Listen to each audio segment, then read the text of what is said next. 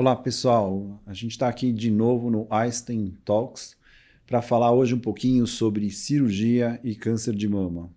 E para isso eu, Silvio Bromberg, mastologista do Centro Israelita Albert Einstein, e meu amigo Rafael Calix, oncologista clínico do Hospital Israelita Albert Einstein, convidamos o nosso amigo lendário da mastologia, Dr. Antônio Frasson, que também é mastologista do Centro de Oncologia do Hospital. Tudo bom, Frasson? Tudo bem, Silvio? Tudo bom, Rafael? Prazer estar aqui com vocês.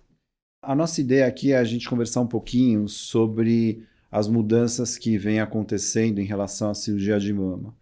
A gente sabe que na oncologia, de maneira geral, está tendo uma onda de descalonamento dos tratamentos, ou seja, uma redução dos tratamentos, tanto do ponto de vista clínico quanto do ponto de vista cirúrgico, e em relação também à radioterapia.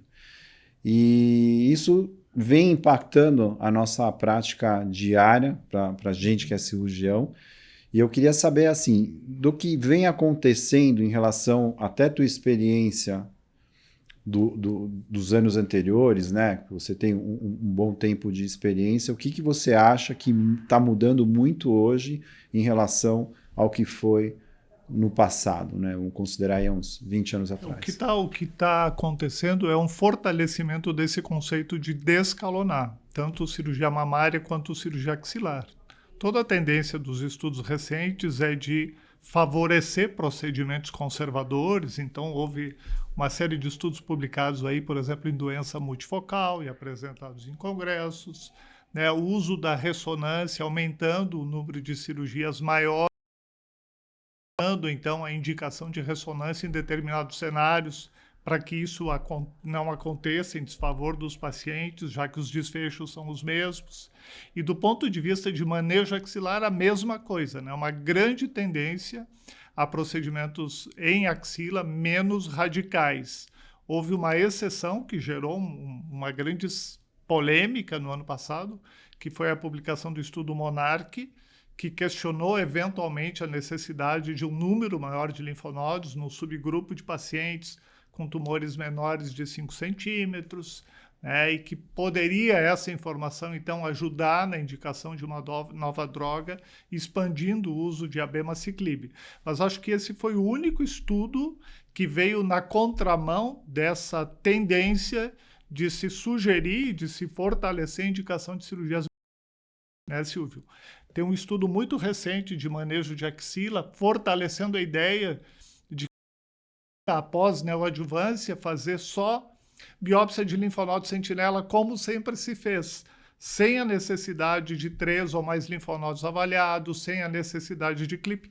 E o racional é uma publicação de um grupo muito importante, o grupo do Instituto Europeu de Oncologia, onde a Viviana Galimberti afirma que nesta casa não precisa tirar 3 ou mais linfonodos, não precisa clipar, e tem muito sentido.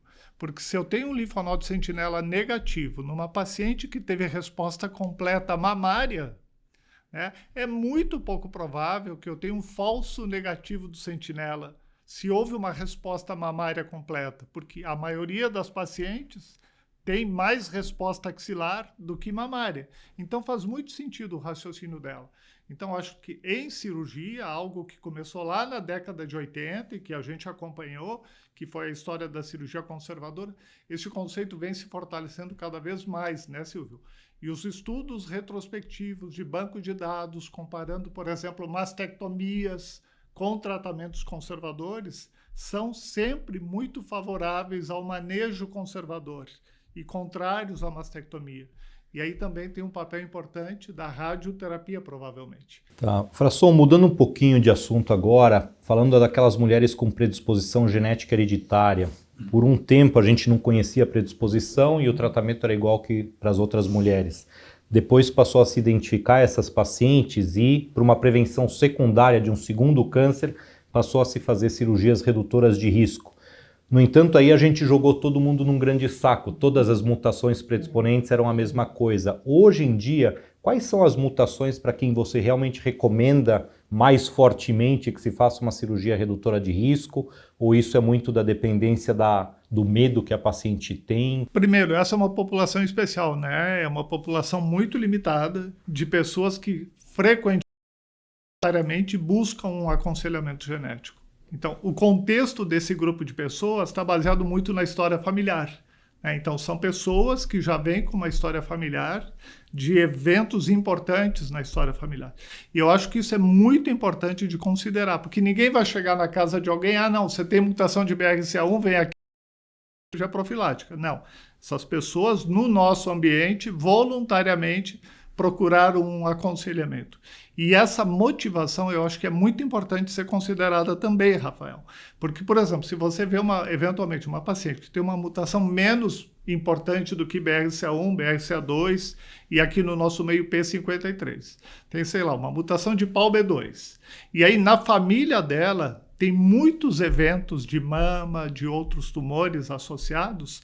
A motivação desta pessoa em fazer procedimentos profiláticos será muito diferente daquela outra paciente que, eventualmente, dentro de uma área clínica, de uma consulta normal, se descobre que tem mutação e não tem nenhum familiar, né?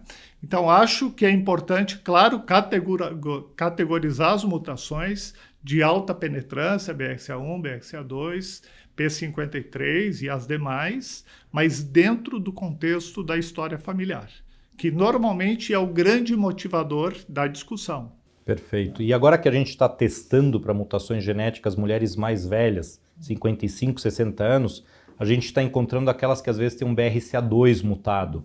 Para essa paciente, vamos dizer 55 anos de idade, que chegou até os 55 para ter o primeiro câncer, e ela tem uma probabilidade maior que a população geral de ter um segundo, mas você tem um cutoff de idade a partir do qual você deixaria de oferecer uma cirurgia redutora de risco para um segundo câncer? Eu não uso a idade isoladamente como um fator em que não tem mais discussão a partir dessa idade. Eu acho que tem que entender, de novo, o contexto familiar, perspectiva de vida dessa pessoa, qualidade de vida que ela tem, o interesse em atitudes preventivas.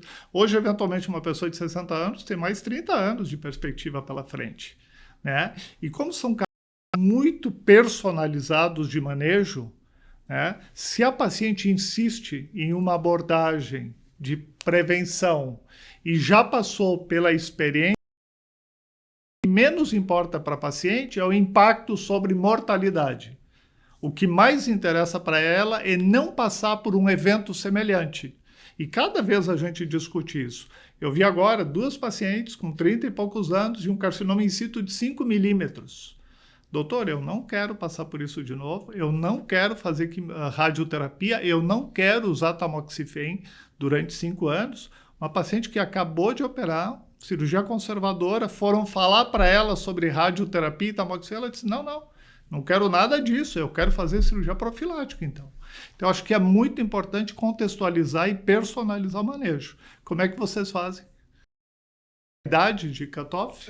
Tem até um estudo que saiu recente, né, o estudo de Ontário, sabe que o grupo de Ontário publica muito a respeito, mostrando exatamente de 50 a 75 anos se teria um ganho em você descobrir uma mutação BRCA1, BRCA2, que são as mais pedidas e mais estudadas. Um ganho em termos de mortalidade. Em termos não só de mortalidade, mas em diminuição de recorrência ou em qualidade de vida em geral. E a diferença que dá é bem importante, é 20%. Mas o que eu acho que é importante também, Silvia, é contextualizar o ambiente em que você se encontra. A medicina canadense é uma medicina pública, basicamente. Sim, mas Então, assim, você dá uma orientação institucional. Você não dá uma orientação personalizada. Não, mas aí, aqui é um estudo que mostra que tem sim impacto. Mesmo nessa assim, faixa etária, você tem um impacto em você fazer um procedimento nesse tipo numa mulher que chega no estudo deles, o limite era 75 anos e tinha um impacto. Agora, isso é discutível, é claro, a gente sabe que BRCA2, mortalidade de câncer de mama específica só com screening, é basicamente a mesma.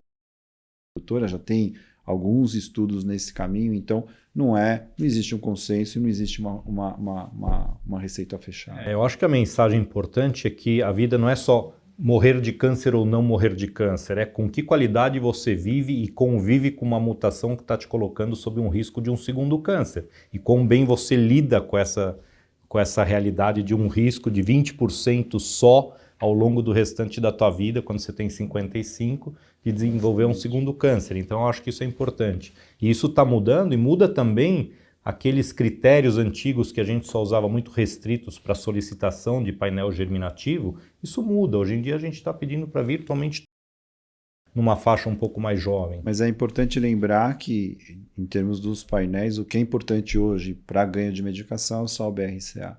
Né? O PALB eventualmente vai entrar agora também, mas em princípio são essas. Agora vamos pegar um gancho oposto, Frasson. Vamos pensar uma paciente de risco padrão.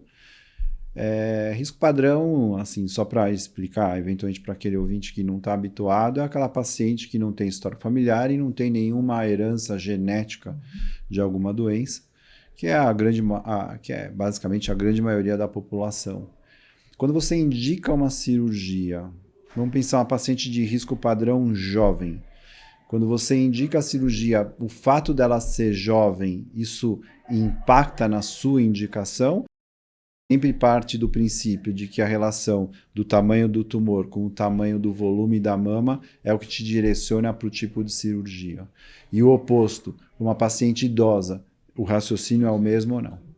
Acho que essa questão é extremamente interessante, na minha opinião, porque hoje, quando a gente trata com pacientes jovens que têm bom prognóstico, estou falando de pacientes que descobriram uma lesão inicial, elas vão ser muito adequadamente tratadas de uma forma conservadora. A grande discussão começa quando elas falam sobre prevenção e sobre risco de recorrência, especialmente na mama contralateral.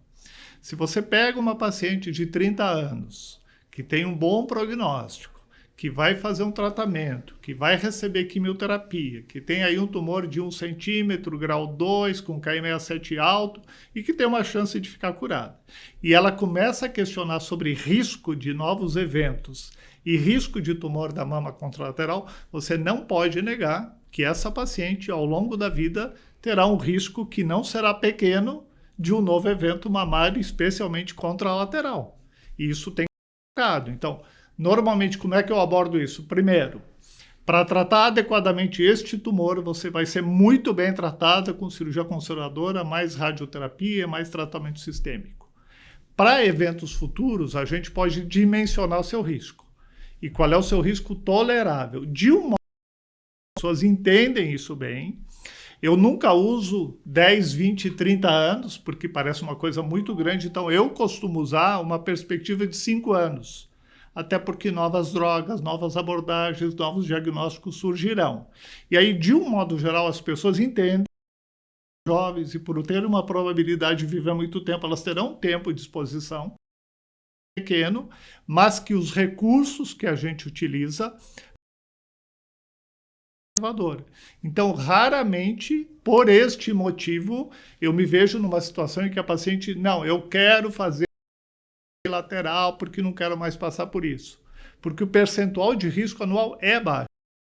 O paciente jovem que faz um tratamento adequado tem uma chance de ter um tumor da mama contralateral no próximo ano, em torno de 0,5%. Isso é bastante tolerável se a gente considera um espaço de tempo curto. Então, passar a informação de que seu risco de ter um novo tumor nos próximos 20 anos é de 10% ou 20% é completamente diferente de contextualizar por períodos menores. Né? E acho que a maneira de abordar, favorecendo que as pessoas entendam que o progresso descobrir lesão pequena, eventualmente vai fazer só com que ela receba um tratamento até menos agressivo, já que ela já passou por isso e vai ser muito monitorada, e em geral as pessoas entendem. Para idoso. Para idoso, o raciocínio, bom, aí o raciocínio é mais forte ainda, né? Porque aí o risco é um pouco menor. As mulheres, quando a gente fala de mulher jovem, a gente está falando de mulheres com menos de 35 anos. Mulheres, né, 40, 35. Né? Para as pessoas idosas, elas entendem muito mais. Elas, em geral, precisam de menos tratamento também. E tratamento sistêmico menos agressivo.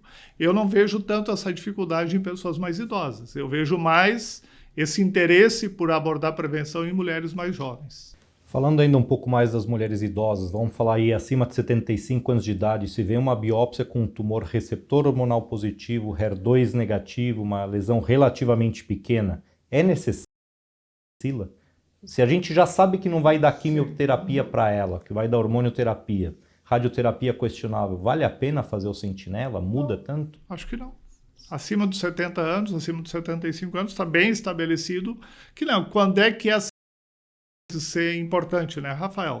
E a gente já, quando vai lembrar de casos, lembra, ó, essa paciente eu não faria nem rádio, nem químio, nem nada, vou abordar só. Mas por algum motivo, se aborda a axila, vem um linfonodo positivo. Bom, ela vai fazer rádio, ela talvez faça um outro esquema de hormonioterapia, né? E ela, assim, a pessoa de 70 anos, ela está em excelente estado geral, ela tem uma perspectiva de vida longa, e aí você começa a... Então, acho, de novo, que tem que selecionar esse... Eu já fui muito surpreendido em pessoas com 70 anos, em que eu pensei, não vou fazer nada, porque não vou nem fazer rádio, não vou nem fazer hormônio, talvez tamoxifeno em 5 anos, e aí vem um linfonodo positivo. E não passa a mudar. Então, acho que, de novo, eu não generalizo. Eu considero muito o estado geral da paciente, a perspectiva que a gente trata pessoas, não trata tumores. Então, é importante você saber com que pessoa você está conversando. Tem um estudo que foi bastante provocador, que foi o estudo do MD Anderson, que ele pega tumores, teoricamente, que a gente considera dos subtipos mais agressivos, que é HER2 e triplo negativo, e ele pegou 50 pacientes e resolveu não operar essas pacientes. Essas pacientes tratavam com tratamento sistêmico, depois ele fazia algumas biópsias no leito tumoral, fazia o exame de ressonância e aí ele optou por não operar. Esse estudo tem uma curiosidade, porque eles tinham um falso de achar que não tinha mais doença residual e tinha um percentual bem alto, mais de 20%. E erraram mais ou menos em uns 15%, 20% também a predição se tinha a resposta completa. No entanto, mesmo tendo escapado alguns casos e que estão em segmento, o estudo tem 3 anos de segmento. E não foi impactante o fato de você ter nesses 3 anos alguém que tinha doença residual e não usou terapia complementar com o TDM1 ou com a capecitabina, que é o que se faz quando sobra a doença nesse cenário. Mostrou que não teve impacto nenhum não ter feito nada nessas pacientes, eventualmente as que escaparam com doença.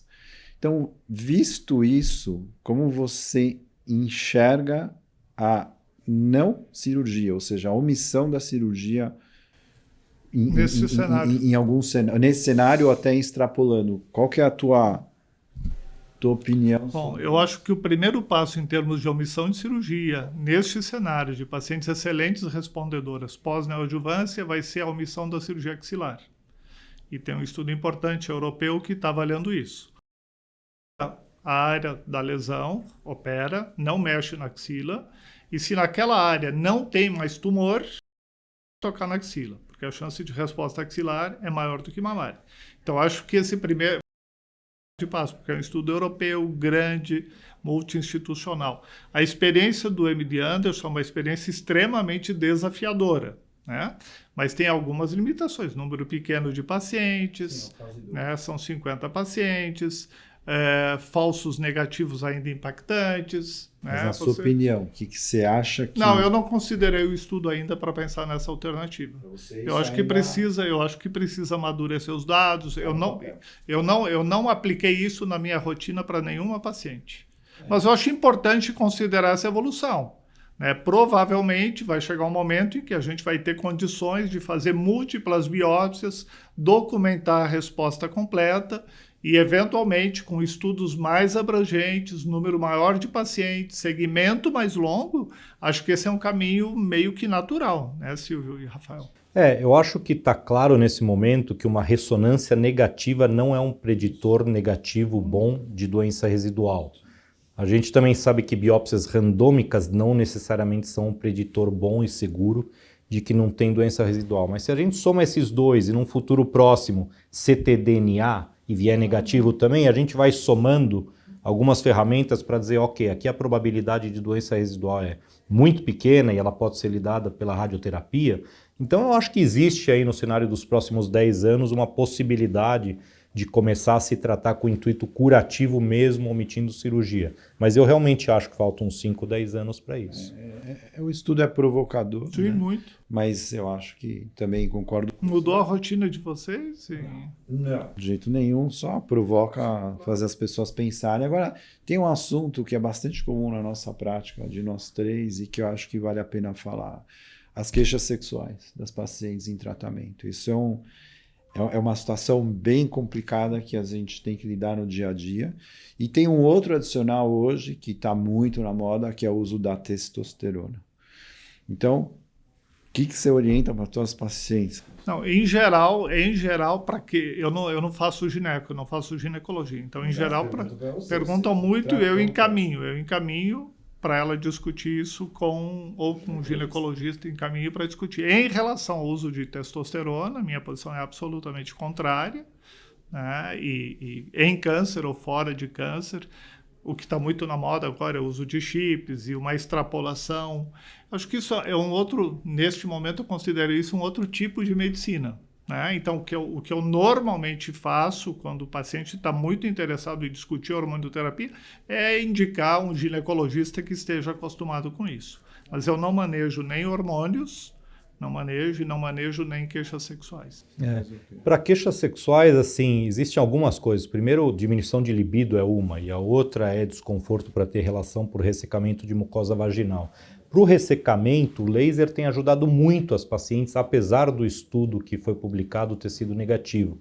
Então a gente tem virtualmente recomendado a todas elas que vão para o ginecologista para proceder com laser de canal vaginal, e isso tem ajudado muito. A parte de libido é muito mais complicada, na verdade, porque é multifatorial, obviamente. Então envolve questões psicológicas que estão paralelas ao tratamento oncológico, etc., além do efeito colateral, obviamente, da hormonioterapia. Em relação à testosterona, o princípio era sempre estar banido, mas existem estudos, inclusive no Einstein está sendo um estudo agora de tese de mestrado de uma colega nossa, onde pequenas quantidades transdérmicas de testosterona não parece desencadear um pico de estradiol nessas pacientes, não parece tirar a efetividade da hormonioterapia, e isso está sendo acompanhado pelo estradiol sérico e clinicamente também. Óbvio que o segmento é curto, mas é provável que num futuro próximo a gente possa sim repor pequenas quantidades de testosterona transdérmica com segurança. Então eu não descartaria isso completamente. Eu, curiosamente, fui da banca de qualificação dela, e é importante falar que esse estudo ele acopla o inibidor de aromatase junto. Então não é que ela deu a testo livre, a paciente usava o inibidor de aromatase, que é um bloqueador, dos receptores, né? É um depletor da produção do estrógeno, do hormônio. A testosterona, uma parte vai virar estrógeno, e por isso, eventualmente, mas também é controverso na literatura. Na verdade, acho que a recomendação é não usar mesmo, né? Quanto mais fugir disso, melhor. Agora, só para a gente ir caminhando para o final, François, uma pergunta que acho que é importante. Hoje a gente trabalha bem com os subtipos tumorais, né? A gente fala o carcinoma de mama, mas tem os subtipos que é o que define mesmo o comportamento desses tumores, que é os luminais, o HER2, basicamente puro, e o triplo negativo. As tuas indicações cirúrgicas, elas variam conforme o subtipo, ou o subtipo é um adicional que vai variar no tratamento sistêmico e eventualmente radioterápico, mas em relação à cirurgia, faz diferença? Faz muita diferença, porque o subtipo determina um risco. E basicamente existem 3 riscos, né? Risco de progressão local, risco de disseminação linfonodal e risco de disseminação sistêmica, por via hemática. Né? Então, eu uso muito o subtipo para determinar risco, e isso me faz pensar no que é mais urgente. Né? Então, se, por exemplo, eu tenho uma paciente que tem um tumor de 2 centímetros, que é triplo negativo e que tem um risco de doença sistêmica que não é baixo, ninguém morre de um tumor na mama. As pessoas morrem das consequências de um tumor na mama disseminando por via hemática e dando metástase. Então, eu favoreço para este grupo de pacientes o que eu acho que é mais importante, que é a proteção do organismo inteiro. É claro que eu posso retirar a lesão em 1 hora com uma cirurgia, mas isso atrasa o tratamento sistêmico se eu eventualmente associar com uma oncoplastia, por exemplo, o que não é infrequente. Então, o que determina, na minha opinião, como se começa o tratamento é o que é mais importante neste momento. E aí eu categorizo o risco dentro de um contexto de subtipo, tamanho de tumor, grau, e neste momento em que eu determino o que eu vou usar para tratar, eu vou usar quimioterapia, e eu já sei qual é o quimioterápico, eu vou usar anticorpos, eu vou usar imuno. O que é mais importante? O que é mais importante é começar o tratamento. E é isso que faz com que eu tome essa primeira atitude. Acho que o melhor cenário possível é poder trabalhar dentro de um grupo multidisciplinar, né, Silvio? Como a gente faz aqui, onde a gente discute cada caso.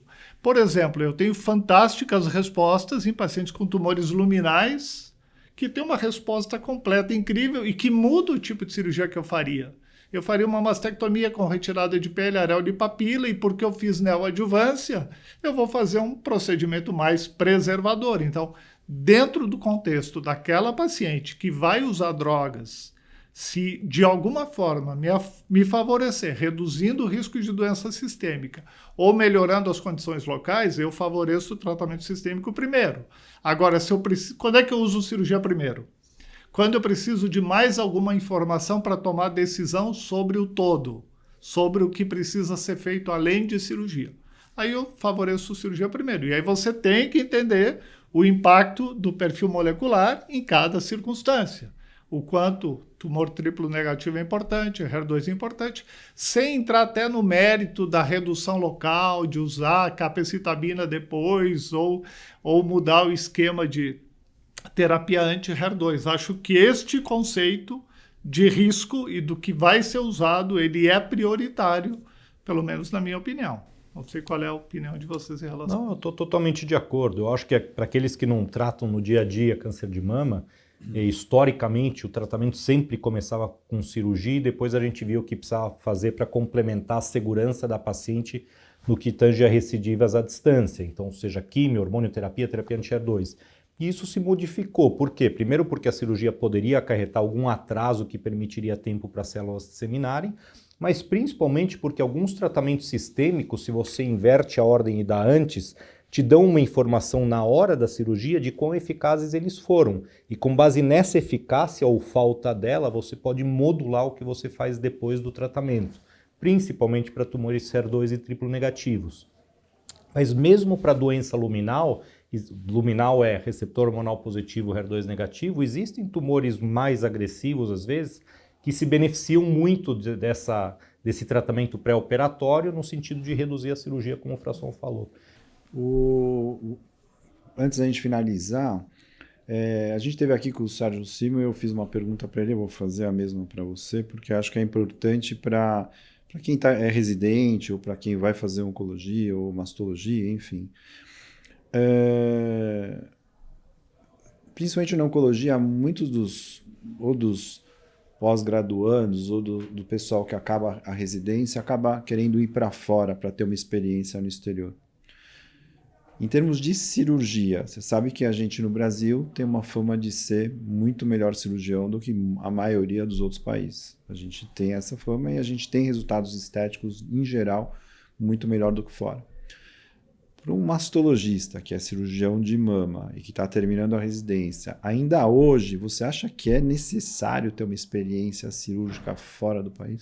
Acho que não. Acho que o que é importante é ter casos, né? Cirurgia é repetição. Então, eu acho muito importante o indivíduo que se forma estar dentro de um contexto de equipe que tenha volume. Acho que isso é muito mais importante do que para qualquer... Qual é a diferença daqui para fora, né? Por exemplo, eu estive fora, você também. Em Milão, a gente operava 4.000 casos por ano. Então, assim, num dia, tinha 20 cirurgias de mama. É claro que num período de tempo muito curto, você conquista muita experiência, mas essa era a grande vantagem. Então, assim, você está num centro que tem poucos casos, faz com que você não tenha oportunidade de se tornar um expert em cirurgia. Tem vários estudos que mostram que você tem que operar mais de 150 casos por ano para estar, digamos assim, normalizado ou estar confortável no manejo de pacientes oncológicos. E acho que a grande limitação que existe hoje no Brasil é o pequeno número de casos na maioria dos lugares. Existe muita gente fazendo mama, existem 3.000 mastologistas no país, e a grande maioria não faz 20, 30 casos por ano. Opera um caso por mês, 2 casos por mês. E é claro que isso é muito ruim, né, Silvio? Porque isso faz com que a experiência de algo que precisa ser repetido, porque cirurgia é detalhe, é repetição, é experiência, ele demore muito mais para ser atingido. Então, se for dentro desse contexto, até valeria a pena sair. Só que você sai hoje, você não pode mais operar. Não é como no tempo só que vai para olhar. Você só vai para olhar. Ou seja, perdeu o sentido de se sair. E por isso que as pessoas praticamente pararam de sair. Então, para o cirurgião, talvez seja melhor ficar e para o oncologista clínico, vocês colocaram que tem uma vantagem. Tem algumas vantagens em tentar ir para fora por um tempo. Mas é ficar dentro de um grupo que tenha volume. Né? Vou te fazer uma última pergunta, depois o Rafael, se quiser. Assim, em relação à tua vivência do passado, em relação à tua prática cirúrgica, a tua prática mastológica diária, vamos chamar assim, em relação hoje, você acha que melhorou, evoluiu, ou você se vê ainda no mesmo patamar em termos de curabilidade, o que você oferece para as tuas pacientes em termos cirúrgicos? Claro, acho que minha impressão muito evidente, né? Hoje eu fiz a cirurgia 1340 de adenomastectomia. Você vai ficando cada vez melhor. Você deve ter a mesma experiência. Isso é uma percepção comum entre os cirurgiões. Na medida em que você faz mais procedimentos, você fica muito mais familiarizado com as exceções, com a excepcionalidade. Isso te transforma num cirurgião melhor. E por isso que a gente vê aí vários exemplos de cirurgiões com uma determinada Angelita Gama e tantos outros que foram brilhantes durante muitos e muitos anos. Então, Silvio, acho que o cirurgião tem que operar. Né? O cirurgião tem que estar num contexto de fazer cirurgias. E os cirurgiões jovens, especialmente, eles têm que estar num contexto de muito volume para que eles criem habilidades que sejam suficientes. Mas em relação à tua prática do passado e à prática de hoje... Eu acho que eu sou cada vez melhor. Não, mas em termos de resultados também, porque você vai adquirindo... E mudaram as técnicas também. Mudou toda a técnica, você vai adquirindo mais habilidade, você vai adquirindo mais tranquilidade, mais segurança.